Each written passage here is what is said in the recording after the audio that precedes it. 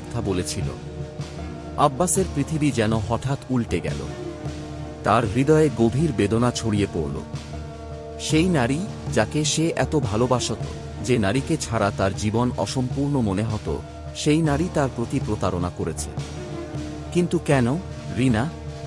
কেন তুমি এমন করলে? আব্বাসের কণ্ঠে কষ্ট ছিল, তার চোখে অনুশোচনা। রিনা কাঁদতে কাঁদতে বলেছিল, আমি খুব একা ছিলাম আব্বাস। তুমি এত দূরে চলে গিয়েছিলে, আমি নিজেকে হারিয়ে ফেলেছিলাম। আমি জানি এটা ভুল ছিল, কিন্তু আমি কিছু ভাবতে পারিনি। আব্বাস কিছুক্ষণ চুপ ছিল। তার মনের মধ্যে এত কিছু চলছিল, এত কিছু প্রশ্ন ছিল, কিন্তু সে জানত, এখন রিনা আর সেই আগের রিনা নেই। তার ভেতর অনেক পরিবর্তন এসেছে। তবুও কিছু এক পরিমাণ শান্তি ছিল। আব্বাস অনুভব করল, শুধু রিনা নয়, সে নিজেও